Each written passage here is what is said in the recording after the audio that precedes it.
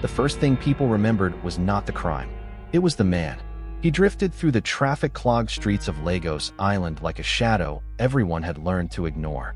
Barefoot, clothes torn and stiff with grime, hair matted into uneven ropes. He muttered to himself, sometimes laughed, sometimes froze mid-step as if listening to voices only he could hear. Street vendors chased him away with curses. Children threw stones from a distance. Commuters crossed to the other side of the road without slowing. In a city where poverty, desperation, and noise collided every day, he blended into the background. Another madman, another warning not to look too closely. No one imagined he was watching. Tosin noticed him because she noticed everything. At 10 years old, she had already learned how to read danger in small details. Her mother used to say Lagos taught children faster than school ever could. Tosin believed that. Hunger sharpened the eyes. Fear trained the ears. She sat on the low concrete step outside a closed provisions shop, her small faded school bag pulled tight against her chest. Her light blue school shirt was dusty, the navy skirt creased from sleeping in it the night before. She had missed school again, not by choice, but because food came before lessons. Beside her, Shola kicked a stone back and forth with his one good shoe. The other shoe's sole hung loose, flapping softly against the pavement. "He has been there since morning," Tosin whispered. Across the road, under the shade of a billboard advertising mobile data, the madman sat cross-legged. His head was bowed, rocking gently. To anyone else, he was harmless, invisible, but Tosin felt the weight of his eyes. "Mad people don't bother anybody," Shola said, repeating what adults often said. "Mama said so." Tosin didn't answer. She watched the man's hands. They were too steady. He knew how to perform madness. Years earlier, he had practiced it in front of a cracked mirror in a rented room far from this street. The slack jaw, the unfocused stare, the uneven walk. Madness was a costume Lagos understood. Madness created distance. Madness erased suspicion. He had learned something important early in his work. People feared sanity more than insanity. A madman was predictable. A madman was background noise. He waited. Children were the easiest. Children wandered. Children trusted soft voices and promises of food. Children did not ask for names. From where he sat, he could see the narrow road between mechanic workshops, a corridor of noise, oil stains, and metal. Engines screamed there. Nobody paid attention to anything except their own work. He was not alone in this business. He never had been. But today, patience mattered more than speed. DSP Chike Okonkwo did not believe in coincidences. He stood by the open window of his office at the State Criminal Investigation Department, the humid Lagos air clinging to his skin. The city's sounds drifted in, horns, shouting, generators humming. On his desk lay 3 thin files, each marked with the same word written in red pen. Missing. 3 children in 2 months. Same age range. Same general locations, bus stops, informal markets, streets where parents were busy surviving. No ransom calls. No bodies. No clear witnesses. Missing people. Cases spanning 5 years. All linked to industrial areas between Mushin, Alupaju, and Ilasamaja.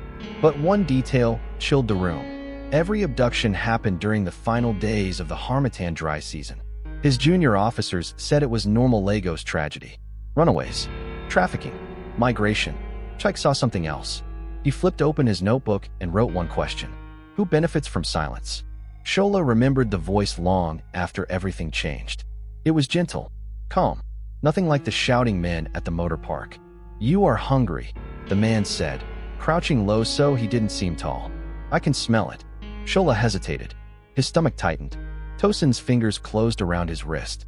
"I have fried chicken and yogurt," the man continued, smiling crookedly. "Just behind there." Behind there meant the narrow road. Shola looked at Tosin. She shook her head, slow, firm, final. The man's smile faded for just a heartbeat. That was when Tosin saw it. Not madness. Calculation. She pulled Shola back. "We are going," she said loudly, making sure people heard. The man laughed, sudden, sharp, then slumped back into his act, rocking again as if nothing had happened. They ran. 2 days later, the madman had his way. Shola is missing. The street stood still. Everyone knew Tosin and Shola, the duo who had become the most reliable cold, pure water supply in the neighborhood. Shola was excited he had sold a bag of pure water in the shortest time ever. More so, he was excited he had sold one more bag just before nightfall. He had only a sachet left to complete the sales when he locked eyes with the madman, who immediately waved at him, showing signs that tells his desire to drink water. Shola hesitated for a moment, but seeing the 20 naira note in his hand, he decided to make his last sale. The man smiled. That moment, Shola noticed something terribly wrong. The smile did not reach his eyes. While Shola handed him the pure water, he pretended to get something out of the plastic bag by his side. He pulled out a transparent plastic plate filled with steaming hot peppered grilled chicken and brought out a pack of yogurt. Shola waited patiently before giving him the pure water. While he received the 20 naira note, the madman asked, "Do you want some?" He spoke clearly now, not like the madman the streets knew. Shola froze for a moment, but quickly replied, "No." They looked into each other's eyes. Shola was sure he wasn't dealing with a madman. Something is off. The madman smiled dryly. "Well, if you want some, you can get them from the narrow path over there, the one leading to the abandoned warehouse. There are 2 packs of chicken and 2 packs of yogurt. You can have them." Shola's eyes widened. He took the money and ran off. His eyes quickly scanned the surrounding to ensure that no one was paying attention before returning his focus on Shola. He knew, from Shola's eyes, that he had him. It's only a matter of time. It took only 3 minutes before Shola veered towards the abandoned warehouse. He saw the black plastic bag at the corner. But before he could take another step, a massive hand grabbed his wrist. He dragged him toward the abandoned railway building. The madman's limp had suddenly gone. His steps were precise. Shola could barely breathe as the man dragged him underground through a hole in the railway building. The room smelled like stale blood and smoke. Sacks lined the corners, tied tightly. The man lit a lantern. "It is good you came alone." Shola felt his heart pounding. He didn't cry. His sister would come. He knew she would come. The man tilted his head. "Your bloodline is strong. That's why I chose you." Shola's confusion blended with fear, but he stayed silent. The man liked silence. It pleased him. Morning arrived slowly, as if the sun itself was reluctant to rise over a city that had witnessed too much fear in too little time. Lagos felt heavy, watching, waiting. But for the first time in weeks, the waiting wasn't filled with dread. It was filled with quiet expectation. At the police headquarters, DSP Okonkwo stood over the operation board for the last time. The photos, the maps, the red markers tracing the routes of hunters and victims. The patterns of a cycle that had haunted several communities for years. Today, all of it would finally come down. Officers had combed through industrial yards, abandoned workshops, canal edges, informal settlements, and scrap zones from Mushin to Paparajeo. Every source, every informant, every backroom whisper had been pulled into the investigation. Lagos had spoken, in fragments, in fear, in rumors, and from those pieces, the truth finally formed. It was now 15 hours since Shola was missing. CCTV from a nearby bank showed a blurred figure matching the madman's silhouette. The footage was grainy, incomplete. Still, nothing happened. Madmen were not suspects.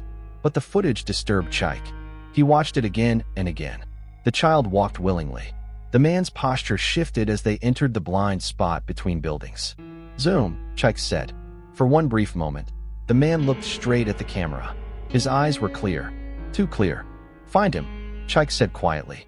A woman selling oranges swore she saw a barefoot man leading a boy by the hand. A bus conductor said the boy looked calm, not forced. A security guard remembered seeing the madman wash his face at a public tap before walking away. He had observed that he disappeared every evening at the same time and returned cleaner than expected. Sometimes he carried small plastic bags that were never searched. Those bags hold his baits. The city is quiet, but not in the peaceful way Lagos quiets down. This was a heavier silence. The kind that feels thick in the air, the kind that sits on people's skin. Somewhere inside that silence, the masked man was preparing his knives, polishing them slowly in the dark, each metallic scrape echoing softly against the walls of the abandoned slaughterhouse. He didn't hum. He didn't speak. He simply worked, the same way someone might carefully fold clothes before traveling. DSP Okonkwo spread a map on the bonnet of the cruiser. "This isn't a kidnapping," he said calmly, tracing a finger along the lines of narrow streets near Ilasamija. "This man has routine. He is not improvising. He is repeating cycles. The officers around him stayed silent. Check the calls from last week, Okonkwo ordered. The ones about a madman chasing schoolchildren. That was at Ialara, one replied. Check again. They checked. It matched. Same area, same direction, same time frame. The inspector closed his eyes for a moment. He is hunting on a route. He's not mad, Okonkwo murmured. He's trained. They traced the figure's direction until he disappeared behind the industrial area. That was enough. We are close. The warehouse sat near the lagoon, hidden behind rusted gates and tall weeds. It was officially abandoned. Unofficially, nobody asked questions about it. On the night of the raid, Chike led the team himself. They moved quietly. Inside, the smell hit first, chemicals layered over something darker. The space was clean in the wrong way.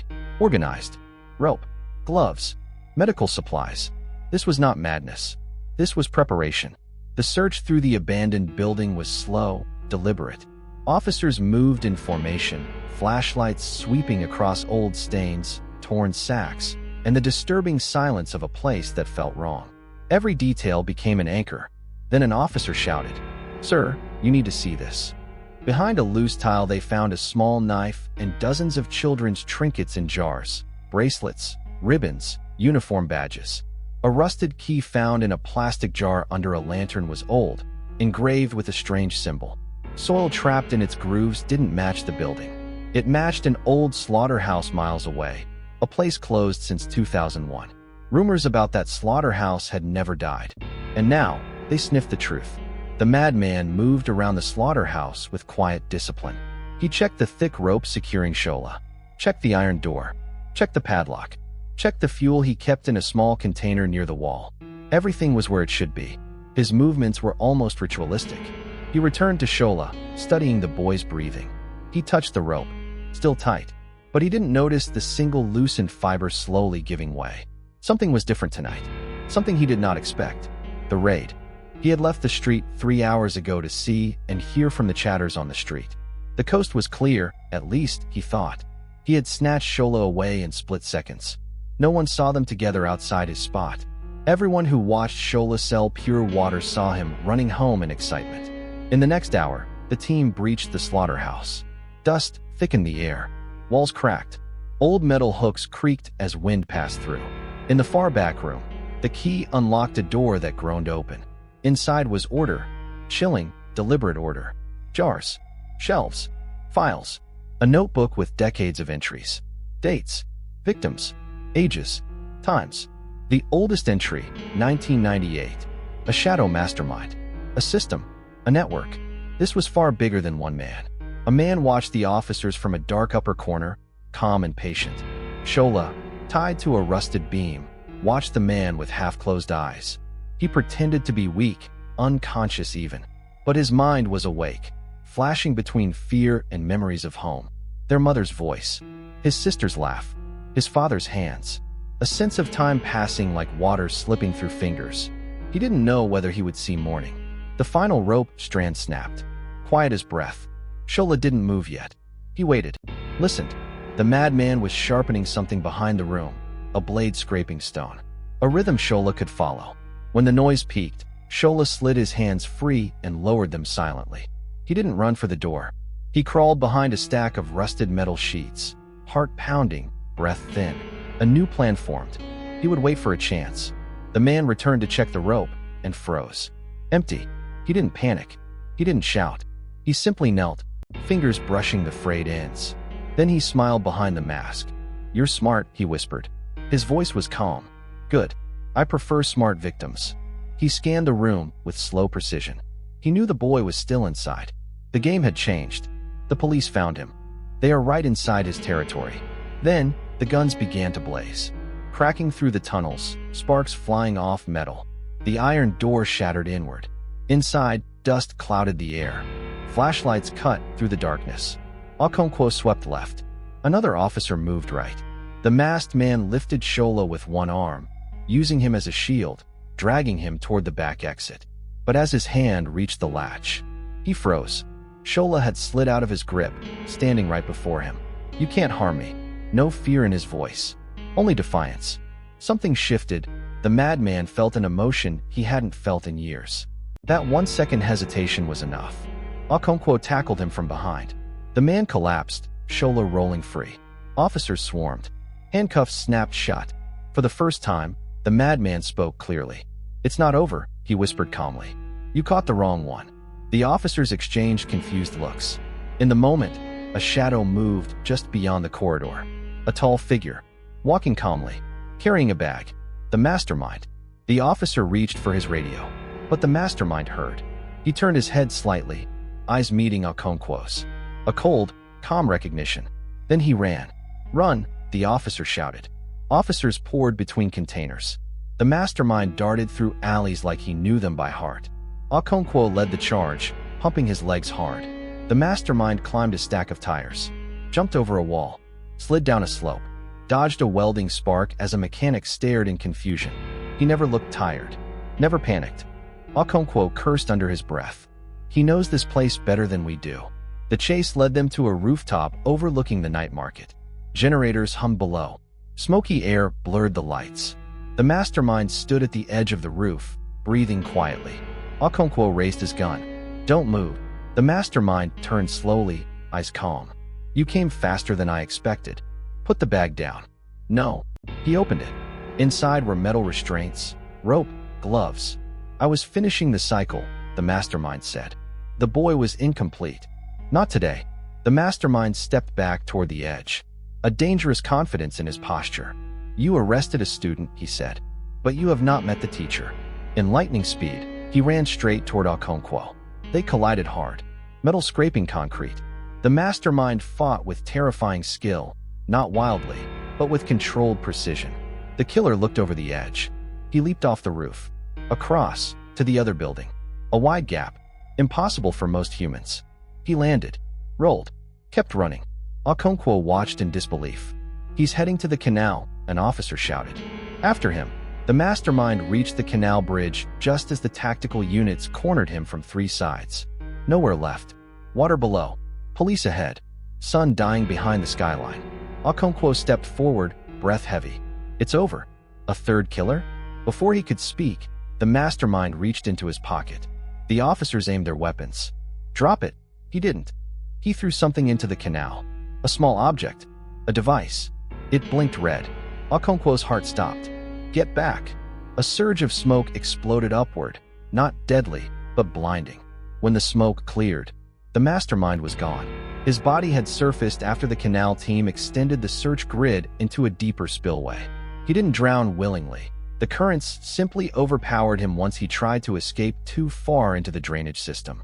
His final attempt at freedom had ended quietly, swallowed by the very city that once hid him. Okonkwo exhaled slowly, signing the closure report. Not out of relief, but out of respect. Respect for the victims. Respect for the survivors. Respect for the city that trusted him to bring a nightmare to an end. He removed the photos from the board himself, carefully, one by one. This case didn't end with gunfire or a dramatic confession. It ended the way many real tragedies do, quietly, with unanswered questions, but with the certainty that the danger was no longer near. Reports would later describe the killers as calculating predators who exploited the chaos of a busy city to mask their crimes. But those who truly lived the story understood its deeper message. It wasn't simply about danger. It wasn't about madness. It wasn't about ritual. It was about trust. About how easily trust cracks when people hide behind masks, literal or metaphorical. About how communities ignore warning signs because someone looks harmless. About how resilience often comes from unexpected places. The city learned that evil doesn't always appear as a monster. Sometimes it walks like everyone else, buys bread at the same stall, smiles in the same crowd. But the city also learned something else.